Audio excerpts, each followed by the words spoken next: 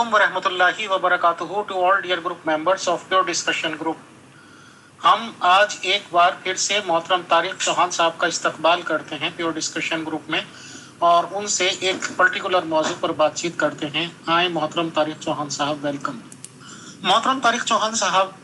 एक बुनियादी सवाल ये है कि जहाँ तक हमारी जानकारी में है तो शायद 4 या 5 बुनियादी रुकन या फ़राइज़ बताए जाते हैं मज़हब इस्लाम में, रोज़ा, नमाज, हज, ज़कात और तौहीद शायद। तो ज़कात का जहाँ तक मसला है तो मज़हब इस्लाम में या शरीयत ने 2.5% मुकर्रर कर रखी है, यानी कि अगर 100 रुपए की इनकम है किसी के तो उसमें 2.5 रुपए अदा करने होते हैं। तो क्या ये शरई हैसियत किसी भी वजह से मज़हब इस्लाम में चेंजेबल है, इसको चेंज किया जा सकता है या इसकी शरई हैसियत क्या है, बताएं। शुक्रिया जी, बहुत बहुत शुक्रिया। असल बात यह है कि जो इस्लाम का सारा निज़ाम है, इकनॉमिक सिस्टम है, उसकी बुनियाद ही इस असूल पर है कि बादशाहत और मालकियत सिर्फ़ अल्लाह ताला को हासिल है। यानी जो कुछ भी ज़मीन व आसमान और उसके दरमियान है वो सब अल्लाह ताला की ही मलकियत है। जैसे कि फरमाया कि तबारकल्लज़ी लहू मुल्कुस समावाति वल अर्ज़ि व मा बैनहुमा, यानी वो बरकत वाला खुदा है जिसके कब्ज़ा में आसमानों और ज़मीन की बादशाहत है, और उसी तरह जो कुछ भी उनके दरमियान है वो भी अल्लाह ताला की कब्ज़ा में है। जी, बहुत बहुत शुक्रिया। फिर अल्लाह ताला कुरान मजीद में फरमाता है कि अल्लाह और उसके रसूल पर ईमान लाओ और उस दौलत में से खर्च करो जिसमें उसने तुम्हें अपना नायब बनाया है। बस तुम में से जो लोग ईमान लाए और उन्होंने खर्च किया उनके लिए बहुत बड़ा अजर है। अल्लाह कि जिन्होंने अल्लाह ताला के अहकाम के मुताबिक अपने माल में से खर्च नहीं किया, क्योंकि माल अल्लाह ताला का है, उसने आपको दिया है आर्जी तौर पर और उसने बताया है कि उसको कैसे कैसे खर्च करना है। तो जिसने दिया है उसका हक है कि वो आपसे फिर पूछे कि जिसके लिए आपको माल दिया था आपने उस तरीके से खर्च किया या नहीं, और जिसने नहीं खर्च किया उसके मुतालिक फिर अल्लाह ताला फरमाता है कि जो लोग जमा रखते हैं सोना और चांदी को और खर्च नहीं करते अल्लाह की राह में, उनको एक दर्दनाक अज़ाब की खबर दे दे। सूरह तौबा मजीद के शुरू में ही मुत्तकीन की 3 निशानियां अल्लाह ताला ने बता दी। फरमाया कि ज़ालिकल किताबु ला रैब फ़ीहि हुदल लिल मुत्तक़ीन अल्लज़ीना युमिनूना बिल गैबि व युक़ीमूनस सलाता व मिम्मा रज़क़नाहुम युनफ़िक़ून, यानी ये वो किताब है जिसमें कोई शक नहीं और मुत्तकियों को हदायत देने वाली है। और मुत्तकी लोग कौन हैं उसके मुतालिक अल्लाह ताला फरमाता है कि वो लोग जो गैब पर ईमान लाते हैं और नमाज कायम करते हैं और जो कुछ हम उन्हें रिस्क देते हैं उसमें से खर्च करते हैं। यानी अल्लाह ताला के दिए हुए रिस्क में से खर्च करना ये भी मुत्तकी होने की एक निशानी है। कोई शख्स समझ सकता है कि अल्लाह मैं बादशाह बन गया हूँ तो ये मेरी अपनी ताकत से है, तो इसके मुतल्लिक़ भी कुरान मजीद में अल्लाह ताला यही फरमाता है कि हुकूमत और बादशाहत भी अल्लाह ताला की तरफ से मिलती है, किसी का ज़ाती हक नहीं है, ये अल्लाह ताला उसे अता फरमाता है। और जो चीज़ अल्लाह ताला अता फरमाता है उसके मुतल्लिक़ वो पूछने का हक भी रखता है। जैसा कि फरमाया कुल्लिल्लाहुम्मा मालिकल मुल्क तुअतिल मुल्क मन तशाअ व तंज़िउल मुल्क मिम्मन तशाअ, कि जो अल्लाह ताला जो है वो मालिकुल मुल्क है, बादशाह है, तमाम मुल्कों का बादशाह, और वो जिसको चाहता है बादशाहत अता करता है, जिसको चाहता है उससे बादशाहत छीन लेता है। फिर अल्लाह ताला ने इंसानों पे, अवाम पे भी एक जिम्मेदारी डाली है कि आप जिसको अपना सरदार बनाएं उसको ये सोचकर बनाएं कि क्या ये इस जिम्मेदारी के लिए अहल है कि नहीं,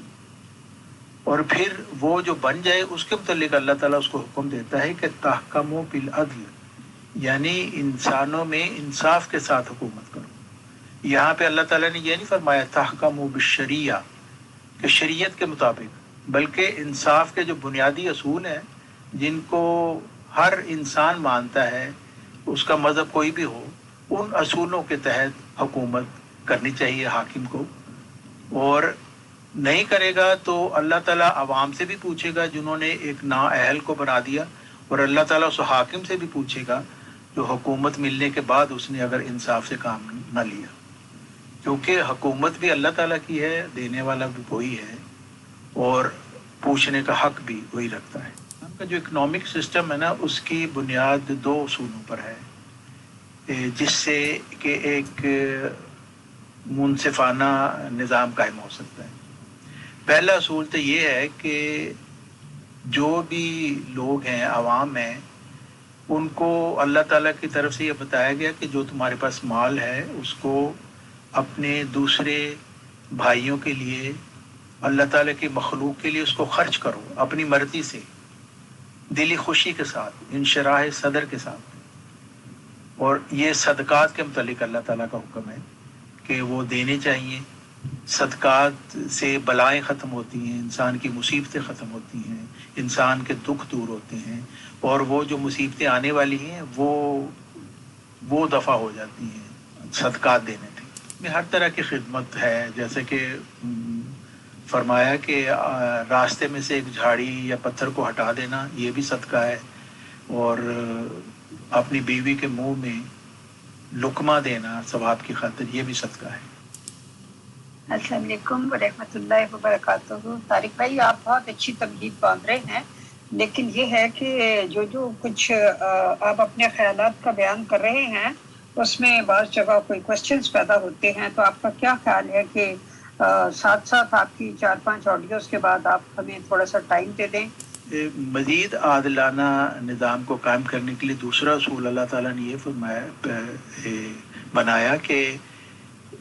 سب انسانوں کی یہ جو رضاکارانہ صدقات ہیں، اس سے لوگوں کی یہ مسائل حل نہیں ہو سکتے، اس لیے حکومت کی یہ ذمہ داری ہے کہ وہ ایسا انتظام کرے کہ لوگوں کے تمام مسائل حل ہو چکے ہیں۔ اور اس کے لیے سب سے پہلی بات جو حکومت کو آپ نے ٹیکس دینا ہے، اس میں زکوٰۃ کا حکم ہے، جیسا کہ آپ نے فرمایا کہ وہ 2.5% ہے۔ میں تھوڑا سا بیان کر دوں صرف اس کی تمہید کہ لوگوں کو پتہ چل جائے زکوٰۃ کے متعلق، اور جو انفاق فی سبیل اللہ ہے، تو اس سے پھر ایک لوگوں کے ذہن میں ایک بیک گراؤنڈ آ جائے گی، تو پھر آپ بالکل آپ سوال پوچھیں تو میں حاضر ہوں جواب دینے کے لیے۔ جو زکوٰۃ ہے یہ اصل میں ایک قسم کا ٹیکس ہے جو گورنمنٹ کو ہم نے دینا ہوتا ہے، اس وجہ سے کہ گورنمنٹ کے ذمہ بہت سارے فلاحی کام ہوتے ہیں، اس نے مال کی تقسیم کرنی ہوتی ہیں، جو غریب غربا مساکین ہیں، بیوہ عورتیں ہیں جن کے اپنی انکم نہیں، ان کو انہوں نے گورنمنٹ کی چونکہ وہ ذمہ داری ہے، اس لیے گورنمنٹ کے پاس پیسے جمع ہوں گے تو وہ ان کی تقسیم کر سکے گی، اس لیے یہ زکوٰۃ بنائی گئی کہ 2.5% کا اس میں ہر شخص دے جو صاحب نصاب ہے، جیسا کہ نصاب مقرر کیا گیا ہے کہ 7.5 تولہ سونا جو ہے وہ نصاب ہے، اور اس سے اوپر جو رقم ہے اس کے اوپر پھر زکوٰۃ واجب ہوگی۔ مسلم ہیں، ظاہر ہے کہ غیر مسلم جو رہتے ہیں ایک مسلمان حکومت میں، ان کی بھی تمام جو ضروریات ہیں وہ بھی گورنمنٹ نے پوری کرنی ہے، اس لیے ان کو زکوٰۃ کا رقم نہیں کہی گئی بلکہ ان کے لیے جزیہ مقرر کیا گیا۔ اور بعض لوگ جزیہ کو ایسے سمجھتے ہیں کہ جیسے کوئی یہ مسلمان غیر مسلم کے اوپر زیادتی ہے، لیکن ایسی کوئی بات نہیں، مسلمانوں کے اوپر بھی ٹیکس ہے اور غیر مسلموں کے اوپر بھی ٹیکس ہے، صرف اس کو جزیہ کا نام دیا گیا ہے، اور وہ معمولی رقم ہوتی تھی، اتنی زیادہ رقم نہیں ہوتی، جیسا کہ میں نے پتہ کیا ہے کہ اس کے متعلق 6 درہم سے 24 درہم سالانہ جزیہ ادا کرتے تھے حضرت عمر کے زمانے میں، جبکہ ایک سالانہ رقم، اور اس کا اندازہ آپ ایسے کر سکتے ہیں کہ ایک سپاہی کی تنخواہ 300 درہم ہوتی تھی سال کی، اور ایک جو آفیسر تھا اس کو 7,000 درہم سالانہ دی جاتی تھی۔ تو 24 درہم اور 6 درہم اور 24 درہم یہ تو اتنی زیادہ رقم نہیں ہے۔ زکوٰۃ کے متعلق یہ ہے کہ حضرت ابو بکر کے زمانے میں جیسے زکوٰۃ جنہوں نے نہیں دی ان کے ساتھ انہوں نے لڑائی کی، تو وہ یہ لڑائی اس وجہ سے نہیں تھی کہ وہ انہوں نے اسلام کا انکار کر دیا تھا، بلکہ وہ حکومت میں رہنے کے باوجود ٹیکس نہیں ادا کرنا چاہتے تھے، ورنہ تو اسلام تو صاف کہتا ہے لا اکراہ فی الدین، دین میں تو کوئی جبر نہیں ہے، لیکن وہ لوگوں نے اسلام کو نہیں چھوڑا تھا بلکہ مسلمان تھے لیکن زکوٰۃ دینے سے انکار کیا تھا. تو ظاہر ہے کہ جب کوئی شخص زکوٰۃ دینے سے انکار کرے تو حکومت اس کے خلاف کارروائی کر سکتی ہے. میں سویڈن میں رہتا ہوں, یہاں پہ اگر آپ ٹیکس نہ دیں تو آپ کے اوپر یہ قابل دستاویزی پولیس جرم ہے, آپ کو جیل بھی ہو سکتی ہے, جرمانہ بھی ہو سکتا ہے, کیونکہ گورنمنٹ کے جو خرچ ہیں وہ چل ہی نہیں سکتے بغیر ٹیکس کے. چاہتا ہوں زکوٰۃ کے علاوہ ایک اور جو ٹیکس ہے وہ ہے خمس اسلام میں, یعنی 5واں حصہ. مثلاً اگر کوئی کسی کی مائن ہے, کان ہے جس میں سے نکلتی دھاتیں نکلتی ہیں, تو اسلام نے یہ مقرر کیا ہے کہ اس کا 20واں حصہ یعنی اس کا 5واں حصہ یعنی 20% اس کا گورنمنٹ کو جائے گا. جو بھی اس میں سے نکالا جائے گا, اس میں سے جو بھی انکم ہوگی اس کا 20% گورنمنٹ کو جائے گا. اور یہ بھی ایک طریقہ ہے کہ جس سے مال کو ایک ہی ہاتھ پر جمع ہونے سے روکا جاتا ہے. صدقہ ہے یہ تو توئی صدقہ جسے کہتے ہیں, رضاکارانہ طور پر آپ غریبوں مسکینوں کے اوپر, اپنے اقربا کے اوپر, اپنے رشتہ داروں کے اوپر, اپنے پڑوسیوں کے اوپر یہ خرچ کر سکتے ہیں, یا آپ کی اپنی مرضی کے مطابق ہے. اور اس طریقے سے بھی اسلام کے قانون کے مطابق دولت کو ایک ہاتھ پر جمع کرنے سے روکا جاتا ہے. کی تقسیم ہے اس میں بھی, اس کا بھی اسی لیے اللہ تعالیٰ کی طرف سے تمام اقربا کا حق مقرر کیا گیا ہے, تاکہ ایک ہی شخص کو وہ جائیداد نہ مل جائے, اور ایک ہی کے پاس نہ وہ جمع ہو جائے, بلکہ اس کو مختلف ہاتھوں میں تقسیم کر دیا جائے. تو یہ وہ طریق ہیں جس کی وجہ سے جو اللہ تعالیٰ نے مقرر فرمائے ہیں کہ مقصد اس کا یہی ہے کہ ایک ہاتھ میں دولت کھڑی نہ ہو, نہ رک جائے, بلکہ اس کو تقسیم کیا جائے, دولت ہر وقت سرکل میں رہے اور لوگوں کے کام آتی رہے. اور اگر کوئی شخص وہ اس کو جمع کرتا ہے تو وہ گورنمنٹ کو اس میں سے متواتر ٹیکس دیتا رہے. یعنی ہر سال اگر آپ کی جو رقم جمع ہے جس میں سے آپ نے اس کو خرچ نہیں کیا اور وہ پڑی ہوئی بینک میں, اس میں سے آپ نے سال بہ سال گورنمنٹ کو 2.5% اس میں سے دیتے رہنا ہے. اور اس کے علاوہ گورنمنٹ کو حق ہے کہ انکم ٹیکس جو بھی لگائے, جو جیسے بھی ان کے پروگرام ہے, تو وہ بھی بالکل اس کی گورنمنٹ کو, حکومت کو اس کی اجازت ہے. اب یہاں سویڈن میں رہتا ہوں تو یہاں پہ کم از کم ٹیکس جو ہے 30% ہے, 30%, اور زیادہ سے زیادہ 70% بھی ہو سکتا ہے, ڈپینڈ کرتا ہے آپ کی کتنی انکم ہے. اور اس ٹیکس سے دیکھیں کتنی سہولتیں ہیں. اگر آپ کے بیوی کے بچہ پیدا ہوتا ہے تو تمام سہولت آپ کو ہاسپٹل میں دی جاتی ہے, بچے کو پھر وظیفہ دیا جاتا ہے, اور آپ کی ایجوکیشن فری ہے, آپ کی میڈیکل فری ہے. اور پھر اگر آپ کی انکم ختم ہو جائے, ان امپلائڈ ہو جائے, تو گورنمنٹ کی طرف سے آپ کے تمام بنیادی اخراجات کی ذمہ داری ہے. تو یہ رقم اگر گورنمنٹ لوگوں سے نہ ٹیکس کے طور پر وصول کرے تو اس طرح کے فلاحی کام ہو ہی نہیں سکتے. محترم طارق چوہان صاحب, بہت چھوٹے چھوٹے میں سوال کروں گا, کچھ سیکنڈز کے, اور آپ سے ریکویسٹ ہے کہ کچھ سیکنڈز کے ہی آپ جواب دے دیجیے گا. شکریہ. پہلا سوال یہ ہے کہ جب آپ نے یہ کہا کہ صدقہ یہ بھی ہے کہ آپ اپنی بیوی کے منہ میں نوالا ڈالیں, یعنی کہ کھانا کھا رہے ہیں تو آپ ایک نوالا اگر ان کے منہ میں رکھ دیتے ہیں تو وہ صدقہ ہے. تو جب صدقہ اتنی آسان چیزوں سے ادا کیا جا سکتا ہے تو پھر بکرے وغیرہ کو کاٹنے کی کیا ضرورت ہے سر, کہ بکرے کو کاٹیں, اس کا گوشت تقسیم کریں اور اس کو کہیں کہ ہم نے صدقہ دے دیا. تو یہ صدقہ بہتر اگر ہو سکتا ہے کہ بیوی کے منہ میں نوالا دیا جس سے پیار محبت بھی بڑھے گا, تو پھر بکرا کاٹنے کی یا اس صدقے کی کیا ضرورت ہے, بتائیں ان شارٹیسٹ. شکریہ. جی محترم طارق چوہان صاحب, آپ نے شروع میں ہی فرمایا کہ حکومت اور بادشاہت اللہ کی طرف سے عطا ہوتی ہے, بے شک اس میں کوئی شک نہیں. آپ نے قرآن پاک کا حوالہ دیا. پھر سوال یہ ہے کہ جو ظالم اور جابر لوگ حکومت حاصل کر لیتے ہیں کسی نہ کسی طریقے سے بھی, مثلا ہم ماضی میں ہلاکو خان, چنگیز خان کی مثال دے سکتے ہیں. اس دور میں بھی مختلف لوگ جو ہیں وہ مختلف ٹیکس سے حکومت حاصل کر لیتے ہیں. تو اس بارے میں آپ کیا فرماتے ہیں؟ کیا یہ ان کے مقدر میں ہوتا ہے؟ جس طرح مشرف کہا جاتا, مشرف صاحب فرماتے تھے کہ لوگ تو زمین پر ان کو حکمران بنایا جاتا ہے, مجھے تو خدا نے جب میں طیارے میں اڑ رہا تھا, پرواز کر رہا تھا, تو آسمان پر حکمرانی میری قسمت پہ لکھ دی تھی. اس چیزوں کے بارے میں آپ کیا فرماتے ہیں؟ جی, امیر فیصل صاحب، آپ نے کہا کہ قربانی کرنے کی کیا ضرورت تھی، تو لیکن قربانی کا فلسفہ بالکل اور ہے. اب اگر میں وہ آپ کو بیان کروں گا تو جو ہمارا اصل مقصد ہے وہ ختم ہو جائے گا. قربانی کے متعلق وہ حضرت ابراہیم کی وہ جو قربانی تھی اس کے متعلق، اور پھر قربانی کے گوشت کے متعلق یہ اتنی تفصیل سے باتیں بیان کرنے والی ہیں. بہرحال میں مختصر یہ کہہ دیتا ہوں کہ صدقات کا مختلف طریقے کے صدقات ہیں. تو صدقہ معمولی سی بھی بات کی بھی صدقہ ہے، اور بڑی بات بھی ایک صدقہ ہو سکتی ہے. لیکن جو قربانی ہے یہ ایک خاص ایک واقعے کی یاد میں، اور اس کی پھر بہت ساری اور باتیں ہیں جو اس وقت میں بیان نہیں کر سکتا کیونکہ تفصیل چاہیے. تو وہ صدقات جو انسان پتھر ہٹانا صدقہ ہے اور اپنی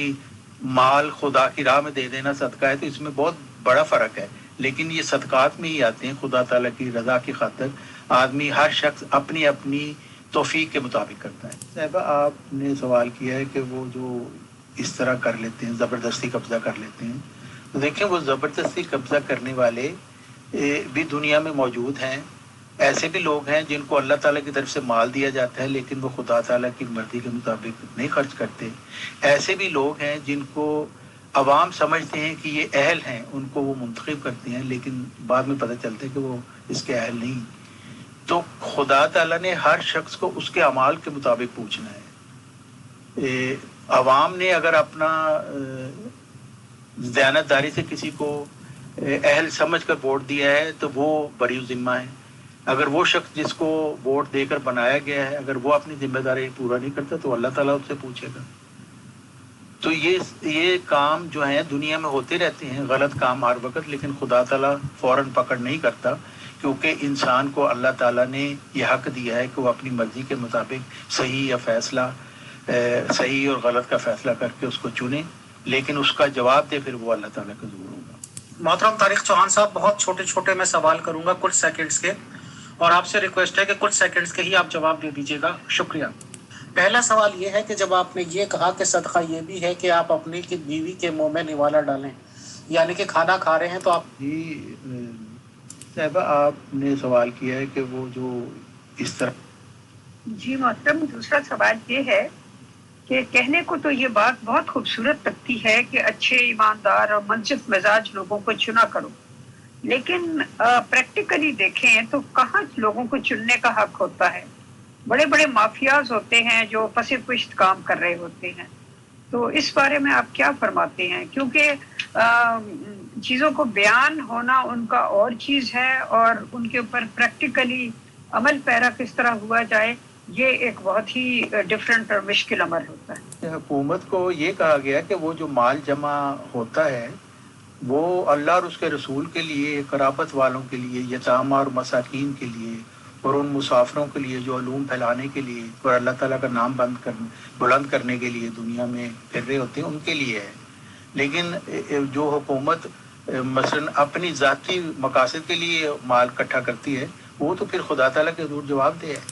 محترم بس میرا ایک آخری سوال لے لیجیے، اس کے بعد مغل میم ہی بات کریں گی. کہ جیسے میں نے سنا ہے سعودی عرب مکہ یا مدینے میں جس جگہ پہ بھی ہوگا جنت البقیع کوئی چیز ہے، قبرستان ہے وہ، تو جیسے وہاں سے شاید 1400 سال پہلے ہی وہ چیز جگہ قائم ہو گئی ہوگی محمد صلی اللہ علیہ وسلم کے ٹائم میں، تو کیا اس میں ایسا کچھ بتایا گیا تھا کہ اگر وہاں پہ کوئی اپنا جنازے کو دفناتے ہیں تو اس میں کوئی زیادہ آپ کی زیادہ خصوصیات ہے؟ اور کیا اس طرح کا کوئی چندہ نظام بنایا گیا تھا کہ جنت البقیع یا اس جیسی کوئی اور زیادہ اچھی جگہ بتائی گئی ہوگی دفنانے کے لیے، اس میں دفنانے کے لیے کچھ چندہ یا ڈونیشنز وغیرہ دیں، ایسا کوئی نظام مذہب اسلام نے یا یہ کہ پروفٹ آف اسلام محمد صلی اللہ علیہ وسلم نے بتایا تھا یا نہیں؟ دس از مائی لاسٹ کوشچن. اجالا صاحبہ، اصل بات یہ ہے کہ قرآن مجید نے تو شروع سے ہی بتا دیا، پہلی جو سورہ بقرہ کی پہلی آیت ہے خُدًى لِّلْمُتَّقِينَ، متقیوں کے لیے ہدایت ہے. اب جو نہیں متقی بننا چاہتا تو ظاہر وہ اس سے ہدایت میں نہیں پا سکتا. اب وہ جو متقی نہیں ہے وہ قرآن کی آیات پر کیوں عمل کرے گا؟ ظاہر نہیں کرے گا. تو وہ لوگ جو جن کا آپ ذکر کر رہے ہیں وہ متقین نہیں ہیں. اور اس لیے وہ کام کرتے ہیں جس سے ان کو ذاتی فائدہ حاصل ہوتے ہیں، چاہے وہ حکومت بادشاہ ہو یا صدر ہو یا پریزیڈنٹ ہو یا پرائم منسٹر ہو، تو یا پھر کسی دینی جماعت کا صدر ہو، سربراہ ہو، تو وہ اگر جو حکم ان کو دیا اس کے مطابق وہ نہیں کرتے تو پھر اللہ تعالیٰ کے حضور جواب دیں ہیں، اور انسانوں کو جو ان کے نیچے رہتے ہیں ان کو پھر اللہ تعالیٰ کی طرف سے یہی حکم ہے کہ یا تو پھر صبر کرو اور انتظار کرو اور خدا سے دعا کرو، یا پھر وہاں سے ہجرت کر جاؤ۔ جی محترم، بہت شکریہ۔ اگلا سوال جو ہے وہ فی الحال جو آپ نے بیان کیا اس کے بعد ریلیٹڈ لاسٹ سوال ہے، اس کا بھی آپ مختصر جواب دے دیجئے، پھر آپ کنٹینیو کیجئے۔ جیسا کہ آپ نے فرمایا اور جو ہمیں پتہ ہی ہے کہ زکوٰۃ جو ہے جس علاقے کے عمرا سے لی جاتی تھی، حکم تھا کہ اسی علاقے کے غربا پر خرچ کی جائے۔ اور میں پوچھنا یہ چاہتی ہوں کہ زکوٰۃ اور ٹیکس میں کیا فرق ہے؟ زکوٰۃ کے مصارف تو آپ نے بیان کر دیے، اور کیا یہ جو ٹیکس ہے یہ اسلامی حکومتوں میں خلفائے راشدین کے زمانے میں شروع ہوا، یا وہ ٹیکس نہیں لیتے تھے؟ پھر وہ مملکت کے کاروبار کو کس طرح چلاتے تھے؟ کیا کوئی حکومتی جاگیریں اور اموال ہوتے تھے جن کے ذریعے اس قسم کے کام، سڑکیں بنوانا، سرائے بنوانا، کنویں کھدوانا اور باقی ڈاک تار کا نظام وغیرہ، وہ سب جو تھے ان کے لیے وہ اموال میرا نہیں خیال کہ وہ لوگوں سے اکٹھے کرتے تھے، اس کا کیا طریقہ کار تھا؟ وہ جنت البقیع کے متعلق تو یہ ہے کہ وہ حضرت محمد صلی اللہ علیہ وسلم نے ایک قبرستان بنایا تھا، اور اس میں تقریباً جیسے کہیں لکھا ہوا میں نے پڑھا تھا کہ 10,000 کے قریب اس میں صحابہ تھے۔ تو اصل بات یہ ہے کہ کوئی بھی زمین جو ہے وہ انسان کو جنتی نہیں کر سکتی، اس کے اعمال، اس کا ایمان اور اس کے اعمال جنتی کرتے ہیں۔ تو باقی یہ کہ اس طرح کی باتیں جو کی جاتی ہیں، اب جیسے رسالہ الوصیت میں حضرت مرزا غلام محمد علیہ السلام نے یہ قائم کیا تھا، لیکن انہوں نے اس کے قیام کا مقصد یہ تھا کہ اللہ تعالیٰ کی طرف سے ان کو یہ بتایا گیا تھا کہ اس میں ایسے لوگ دفن ہوں گے جو اسلام کی اشاعت کے لیے اپنی زندگی وقف کریں گے اور اپنا مال وقف کریں گے۔ جی اس کے متعلق جو مجھے علم ہے وہ تو یہی ہے کہ یہ جو زکوٰۃ تھی یہ ایک طرح کی ٹیکس تھی، یہ آپ کے جتنے بھی کیپٹل ٹیکس بھی تھا، مال اگر آپ نے جمع کیا ہے، سونا چاندی، زیورات اور مویشی، ان سب چیزوں کے پھر آپ کو 2.5% ٹیکس دینا پڑتا تھا جو صاحب نصاب ہوتے تھے۔ تو اس وقت میرے خیال خلفائے راشدین کے زمانے میں تو شاید یہی ٹیکس تھا اس وقت، اور اس کے بعد پھر مزید انکم ٹیکس لگائے گئے، تو مجھے اس کے متعلق علم نہیں ہے، میں نے وہ اسٹڈی نہیں کیا ان باتوں کو، لیکن بہرحال اگر لگائے بھی گئے تو حکومت کو حق ہے کہ وہ انکم ٹیکس لگائے، کیونکہ ڈیپینڈ کرتا ہے حکومت نے کیا کیا کام کرنے ہیں رفاع عامہ کے۔ جیسے میں نے آپ کو بتایا کہ 30 سے 70% تک بھی ٹیکس ہے، انکم ٹیکس، اور پھر یہ کہ اگر آپ نے وہ ٹیکس دینے کے بعد اگر آپ نے کوئی رقم جمع کرائی ہوئی ہے تو اس کے اوپر اگر آپ کو منافع مل رہا ہے بینک میں رکھنے سے تو اس کے اوپر بھی پھر 30% ٹیکس آپ کو دینا پڑتا ہے۔ تو یہ بھی ایک طریقہ ہے کہ جس سے جو مال ایک ہاتھ میں نہ جمع رہے بلکہ سرکل کرتا رہے، اور گورنمنٹ کا اس میں ہر وقت حق رہتا ہے، اس وجہ سے کہ گورنمنٹ نے تمام جو لوگ ہیں اس رعایا ہے وہ سب کا انہوں نے خیال کرنا ہے، اس میں مختلف قسم کے لوگ ہیں، تو اس طرح مال کی تقسیم کرنے کا یہ طریقہ ہے۔ تو زکوٰۃ کے علاوہ بھی اگر انکم ٹیکس لگایا گیا تو بالکل وہ اس حکومت کا یہ حق ہے اور اس میں کوئی برائی نہیں ہے۔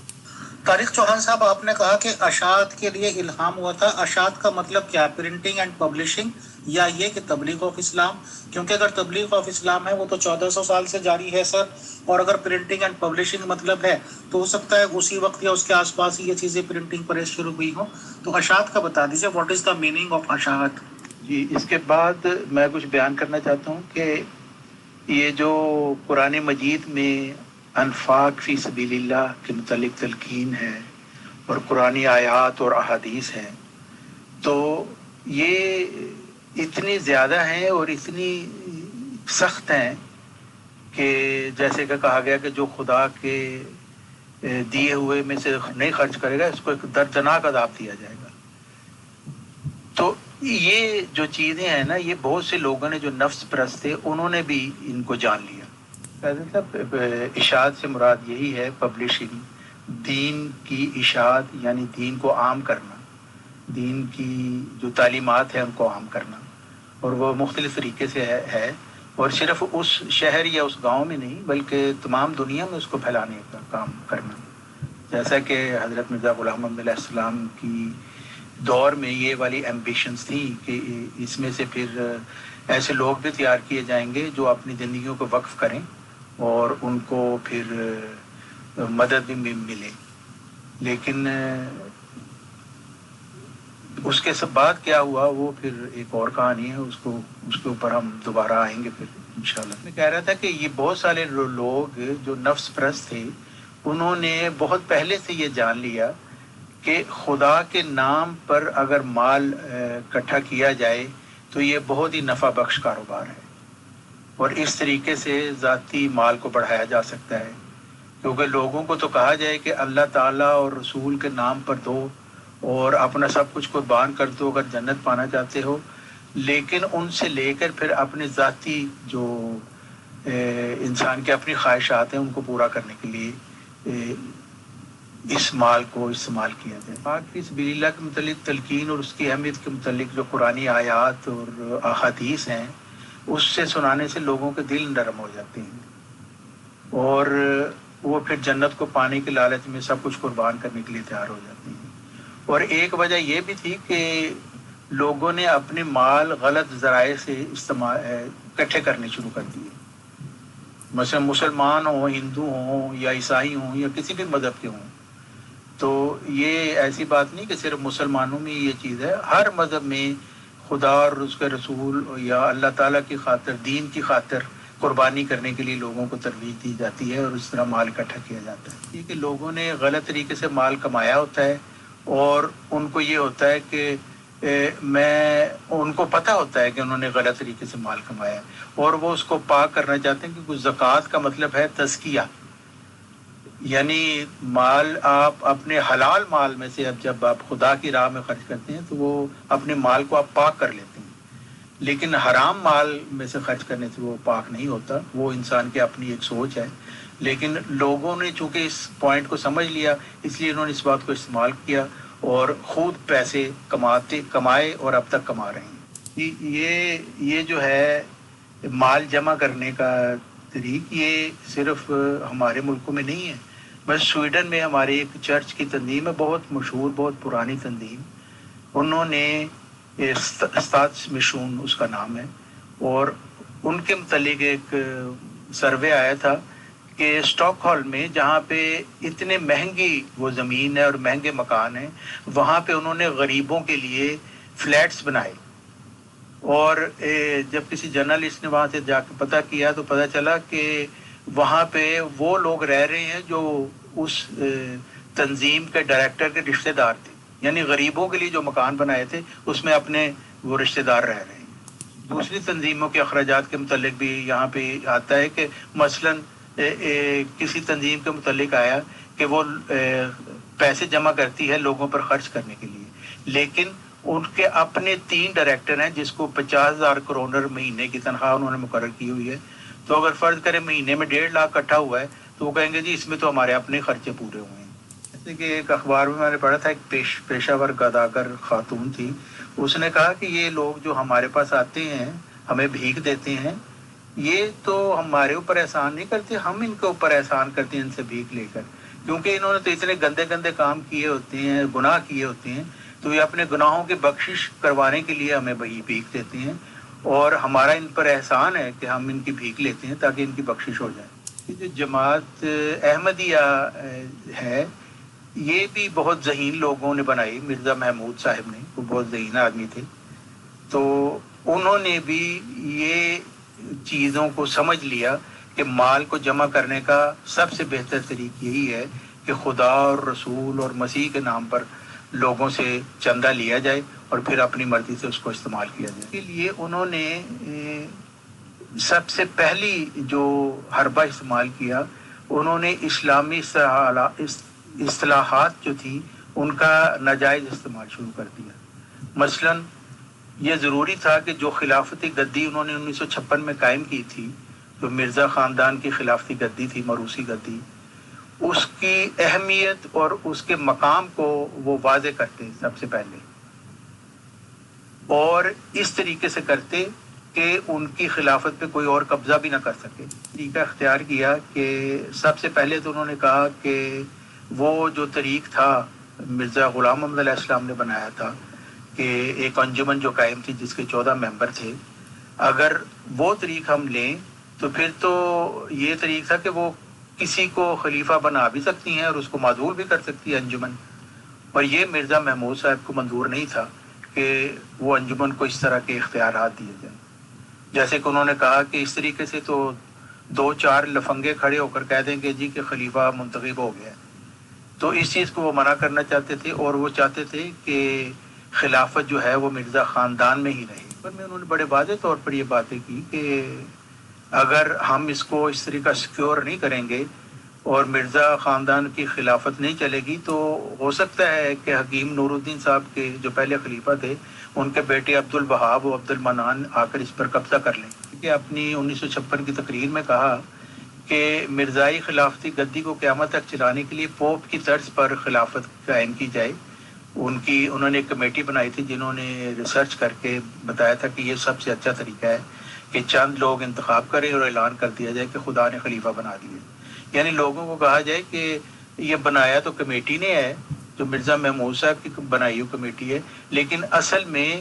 لوگ اللہ تعالیٰ نے ان لوگوں کے دلوں میں ڈال دیا ہوتا ہے کہ کون سا خلیفہ بنانا ہے، تو اس طریقے سے یہ خلیفہ خدا بنا دیتا ہے۔ مرزائی خلافتی گدی کو مزید بلند روحانی مقام دینے کے لیے انہوں نے صریح جھوٹا دعویٰ یہ کر دیا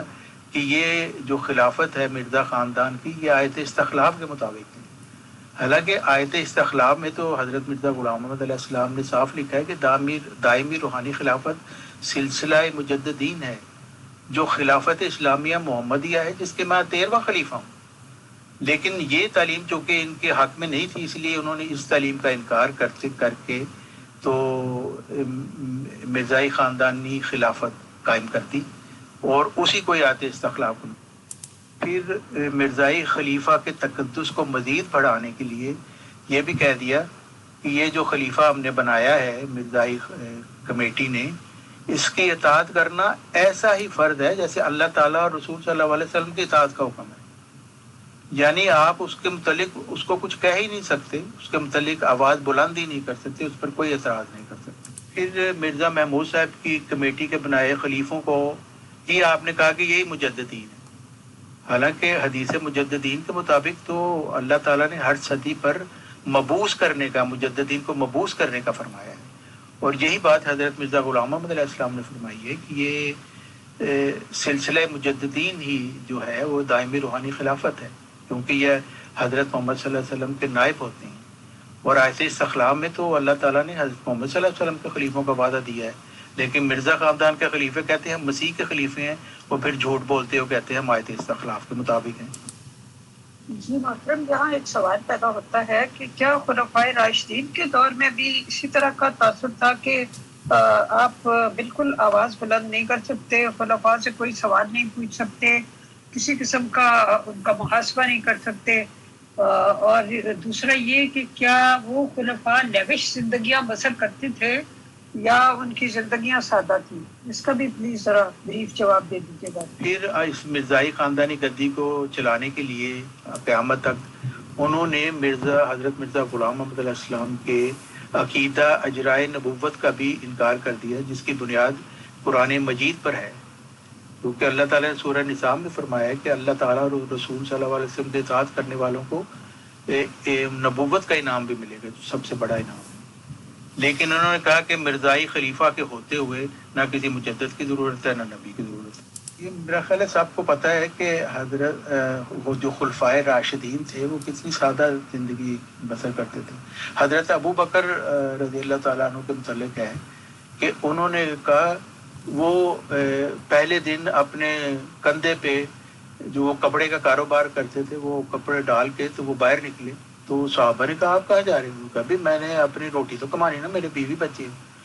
تو انہوں نے کہا کہ نہیں، اس طرح تو نہیں ہو سکتا، آپ کے خلیفہ کے طور پہ آپ کی جو ذمہ داری ہیں وہ آپ پوری نہیں کر سکیں گے، تو ہم اس طرح کرتے ہیں، ہمیں آپ کا وظیفہ مقرر کر دیتے ہیں۔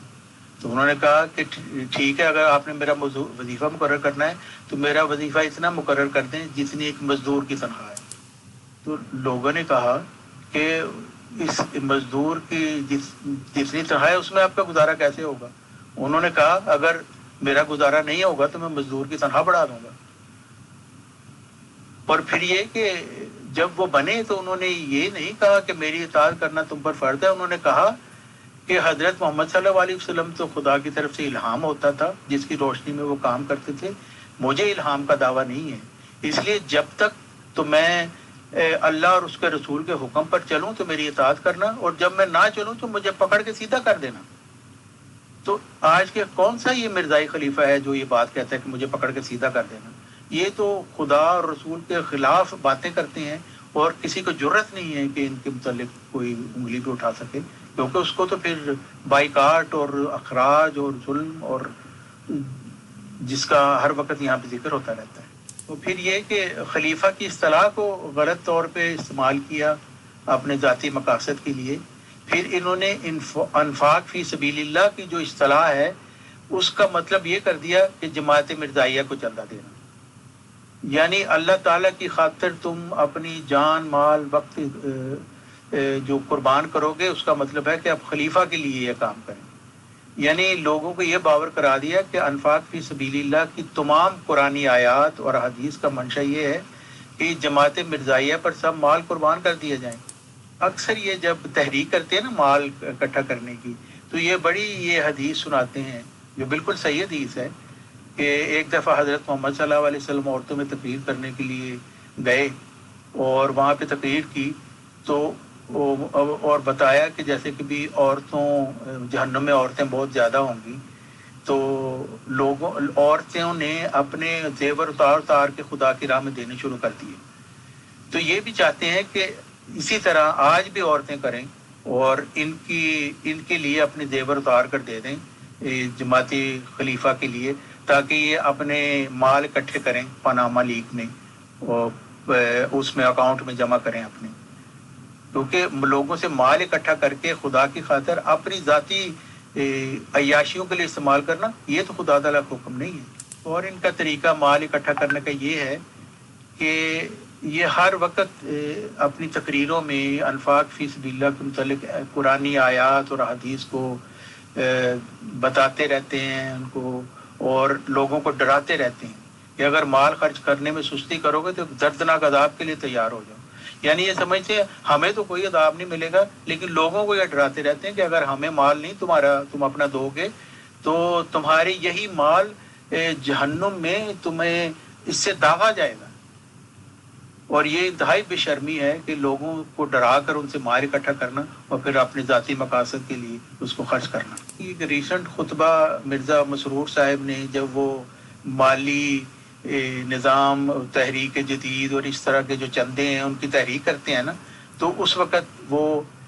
اس طرح کی باتیں کرتے ہیں کہ لوگوں کے دل نرم ہوں اور لوگ تیار ہو جائیں سب کچھ قربان کرنے کے لیے ان مرزائی خلافوں کے لیے۔ فرماتے ہیں اللہ تعالیٰ نے قرآن کریم میں مختلف جگہوں پر مالی قربانی کی طرف توجہ بھی دلائی ہے، ترغیب بھی دلائی ہے، اور مومن کی نشانی بتائی کہ وہ اللہ تعالیٰ کی راہ میں مال خرچ کرنے سے نہیں گھبراتے، اور یہی فرمایا کہ تم نیکی کو ہرگز حاصل نہیں کر سکتے اور نیکیاں بجا لانے کی توفیق بھی ہرگز نہیں مل سکتی جب تک دل کی کنجوسی اور بخل دور نہ ہو، اور تم اللہ کی راہ میں اور اس کی مخلوق کی راہ میں مال خرچ نہیں کرتی۔ یعنی اللہ کی راہ میں مخلوق کی راہ میں مال خرچ کرنے سے مراد ہے کہ خلیفہ جی کو دے دو سارے مال اپنے۔ محترم، یہ حدیثیں سنانے والوں کو وہ والی حدیثیں بھول جاتی ہیں کہ اگر آپ دھوکے فریب سے لوگوں کے مالوں پہ قبضہ کرو گے تو پھر ان کے لیے بھی بہت سخت وعید بتائی گئی ہے۔ تو میرا مطلب ہے حدیثوں کا کچھ حصہ یاد رہتا ہے، کچھ حصہ بھول جاتا ہے۔ مرزا محمود صاحب جو ان کے مسلم مود ہیں، ان کا بھی ایک اقتباس پڑھا کہ وہ فرماتے ہیں پھر روحانی طور پر اس انفاق کا ایک یہ بھی فائدہ ہے کہ جو شخص خدا تعالیٰ کے لیے اپنا مال خرچ کرتا ہے وہ آہستہ آہستہ دین میں مضبوط ہوتا جاتا ہے۔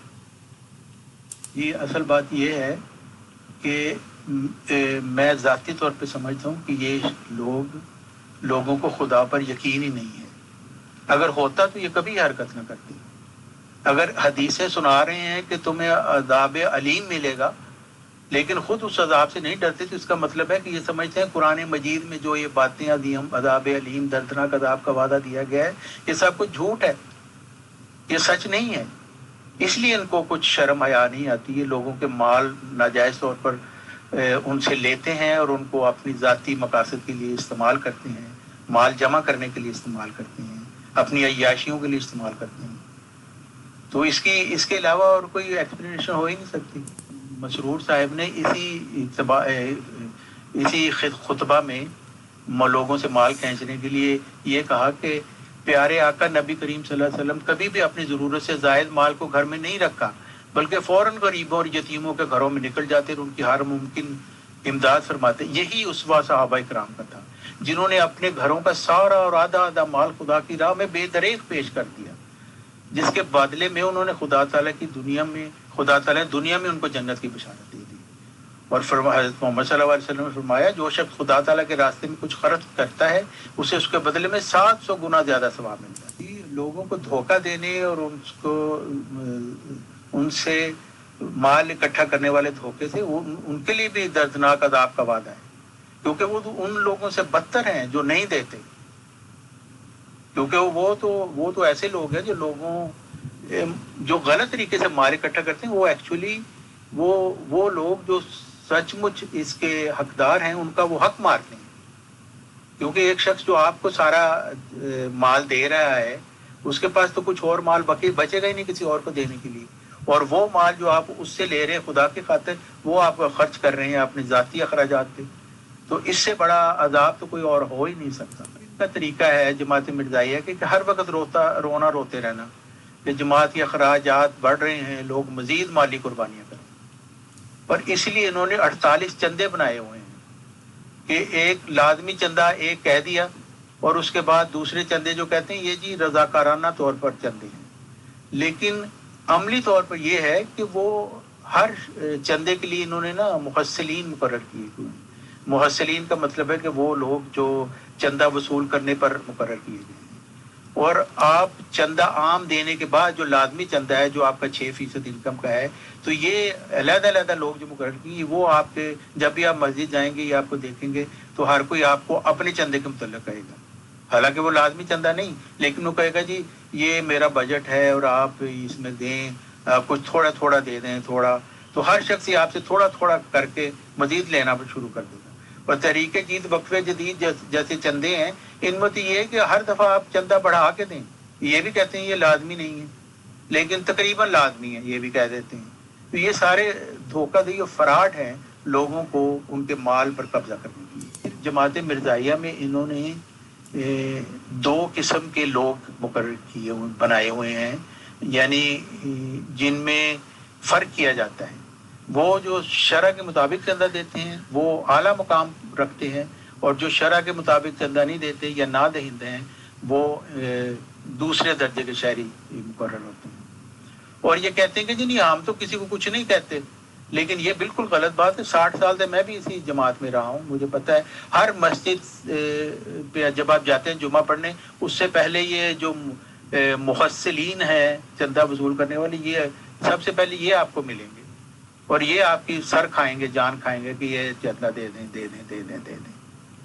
اور یہ اس طریقے سے ان کی تذلیل کرتے ہیں کہ جب چندہ جلسہ عام کیا جاتا ہے سب لوگوں کو بلایا جاتا ہے، اسی جلسہ عام میں یہ رکھتے ہیں کہ جی ہم نے انتخاب ہوگا، الیکشن ہوگا کہ کون سے عہدیدار ہوں گے آئندہ سال کے لیے یا 3 سال کے لیے جیسے بھی ہوتا ہے، تو اسی الیکشن میں پھر یہ اعلان کرتے ہیں فلاں جو لوگ ہیں وہ شرع کے مطابق چندہ دینے والے ہیں اور یہ لوگ جو ہیں وہ نہیں ہیں، تو ان کو علیحدہ بٹھا دیتے ہیں جو چندہ دہین نہیں ہیں، یہ شرع کے مطابق چندہ نہیں دیتے، اور دوسرے لوگ جو ہیں جو چندہ دینے والے ہیں ان کو علیحدہ بٹھا کے پھر وہ لوگ انتخاب میں حصہ لیتے ہیں، اور ان لوگوں کو ایک طرح کا ذلیل کیا جاتا ہے ان کے سامنے کہ دیکھو یہ اعلیٰ درجے کے لوگ ہیں، ان کو انتخاب کرنے کا حق ہے اور تم ذلیل لوگ ہو اور تمہیں اس میں حصہ لینے کا حق نہیں۔ جی آپ نے سوال کیا کہ غریبوں اور مہاجروں سے کیوں چندہ لیا جاتا ہے۔ میں آپ کو بتا دیتا ہوں کس وجہ سے۔ آپ مرزا محمود صاحب کا بیان ہی یہ دیکھ لیں، وہ کیا فرماتے ہیں۔ جو شخص دینی لحاظ سے کمزور ہو وہ اگر اور نیکیوں میں حصہ نہ لے سکے، یعنی جو شخص دینی لحاظ سے کمزور ہو وہ اگر اور نیکیوں میں حصہ نہ لے سکے اس سے چندہ ضرور لیا جائے، کیونکہ جب وہ مال خرچ کرے گا تو اس سے اس کو ایمانی طاقت حاصل ہوگی اور اس کی جرت اور دلیری بڑھے گی اور وہ دوسری نیکیوں میں بھی حصہ لینے لگ جائے گا۔ تفسیر کبیر جلد 2 صفحہ 612۔ کہ یہ کیسا شاطرانہ طریقہ ہے کہ کوئی بھی شخص جو ہے وہ مال دینے سے پیچھے نہ رہ جائے۔ جو کمزور ہے، جو خود بیچارہ بڑی مشکل سے اپنا گزارا کر رہا ہے، وہ بھی ہر صورت چندے میں حصہ لے، تو چاہے غریب ہو اور مہاجر ہو۔ اور اس کے لیے بڑی دلچسپ ایک واقعہ مشہور ہے جو مرزا محمود صاحب نے بتایا تھا کہ جی انہوں نے بتایا کہ ایک عورت میرے پاس آئی جو اپنی مرغی کے انڈوں سے اپنا گزارا کرتی تھی، تو وہ اپنی مرغی لے کر آ گئی اور اس نے وہ دے دیا چندے میں کہ یہ مرغی میرے پاس ہے جس سے میں اپنا گزارا کرتی ہوں، تو آپ یہ اس کو چندے میں رکھ لیں۔ بالکل آپ یہ کہہ رہے ہیں مرزا مسرور صاحب کی اس وقت 18 آف شور کمپنی ہے۔ مرزا خاندان کا کوئی ایک بندہ آپ نکال کے دکھا دیں جس کے اوپر جو ہے جس کی آف شور کمپنیاں نہ ہوں۔ مرزا طاہر احمد نواز شریف کے دور میں دنیا میں تیسرے نمبر پہ امیر ترین بندے، پاکستان میں امیر ترین بندے جو ہے ڈکلیئر ہوئے تھے۔ اچھا جو بندے جو ہے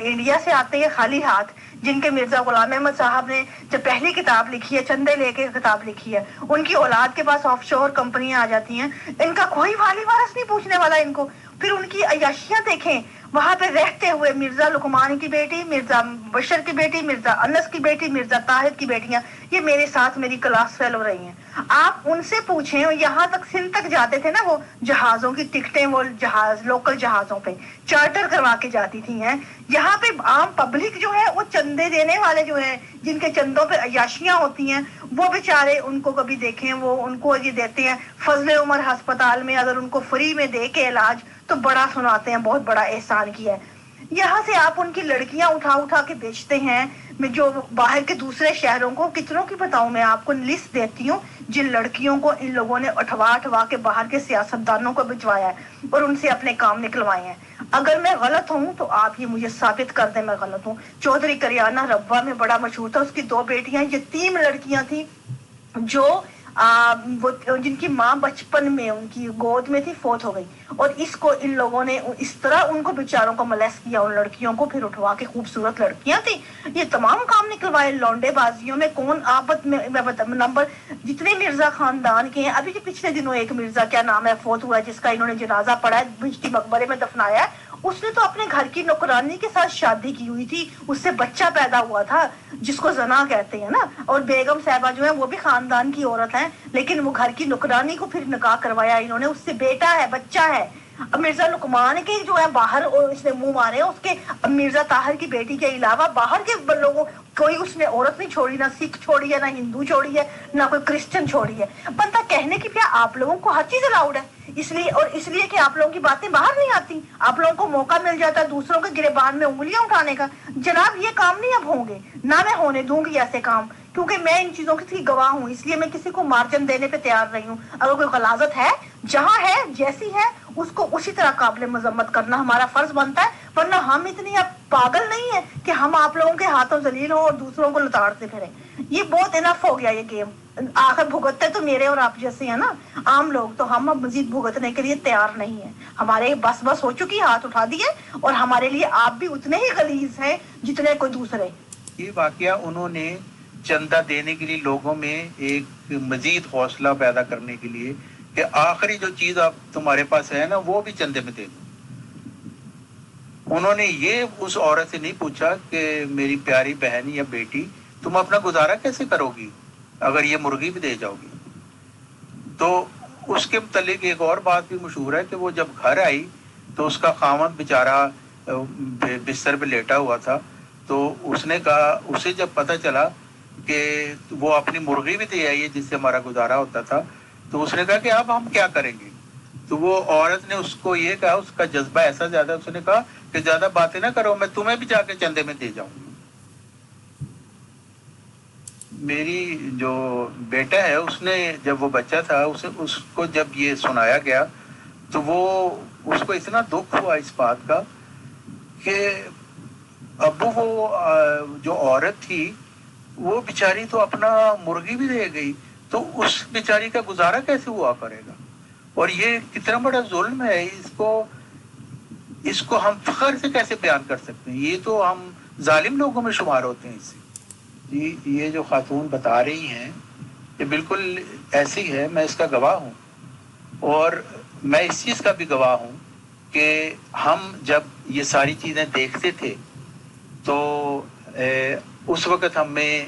اتنی عقل کے اندھے تھے ہم کہ ہم سمجھتے کہ نہیں، یہ ہمارے دل میں شیطان یہ باتیں پیدا کر رہا ہے، تو ہم نے اس طرح نہیں کرنا، ہم نے بس چندہ دیتے جانا ہے اور ہم نے اس کی پرواہ نہیں کرنی۔ اور یہی بیانیہ جماعت والے کہتے ہیں، وہ کہتے ہیں آپ نے اللہ تعالیٰ کی خاطر دینا ہے،